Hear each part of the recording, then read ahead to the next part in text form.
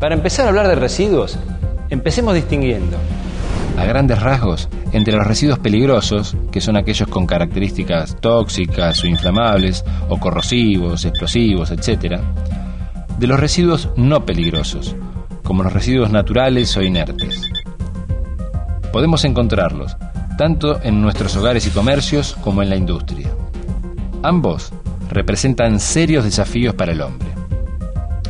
Y si bien actualmente existen circuitos de reciclado para algunos residuos como papel, aluminio, plástico, metales, etc., veremos que es necesario lograr un mejor orden como individuos y como comunidad, con relación a los residuos al menos. Tendremos que segregar mejor desde el origen, ya sea logrando la viabilidad económica de reutilizarlos o reciclarlos, o que el Estado promueva estas prácticas subsidiándolos.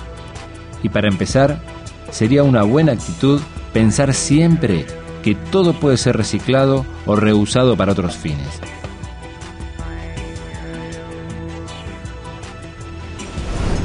Hablemos de los residuos sólidos urbanos, ese que recoge el camión de la basura todos los días, llevándose lo que generamos nosotros en nuestras casas, comercios e instituciones, nuestra basura, en la que, como dijimos, hay residuos peligrosos y no peligrosos, todos mezclados. Y en total, ¿cuánta basura se genera aproximadamente?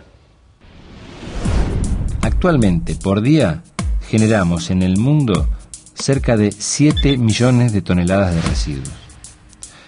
Esto, ya compactado y reducido biológicamente a su volumen final, puede llenar sobradamente un estadio de fútbol completo por día. En esta tabla podemos ver que el aumento cultural de la generación de residuos ha crecido más del doble que la presión que ejerce el aumento de la población, en estos últimos apenas 80 años. No sé si recuerdan que dijimos lo mismo cuando hablamos del consumo del agua. Esto nos vuelve a decir, contundentemente, que todos y cada uno de nosotros tenemos que revisar nuestros hábitos de consumo personales y qué cantidad y tipo de residuos generamos. Claro que todo esto no es casualidad, sino más bien una consecuencia no prevista de un modelo que incluye un modo de vida de esta manera, consumiendo casi compulsivamente, sin pensar demasiado. En este mapa podemos ver la generación anual promedio en las distintas provincias del país. El volumen global de residuos generados depende de factores como la población de cada provincia y también de factores como el poder adquisitivo medio. Así, las provincias más ricas y pobladas, con el área metropolitana de la ciudad de Buenos Aires a la cabeza, son los mayores generadores. En el 2004 se generaron en todo el país cerca de 12 millones de toneladas de residuos sólidos urbanos, aproximadamente el 0,5% de lo que genera el mundo. En el área metropolitana de Buenos Aires, los residuos son dispuestos por la SEAMSE hace 25 años en lugares que después mostraremos.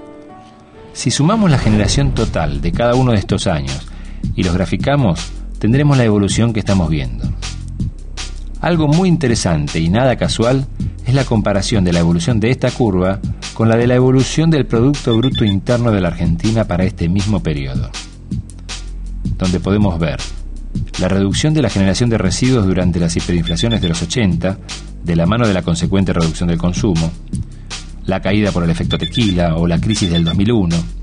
Vemos el despilfarro de los 90, pero también el crecimiento del packaging de la mayoría de los productos y la reducción del uso de los envases retornables en esos años.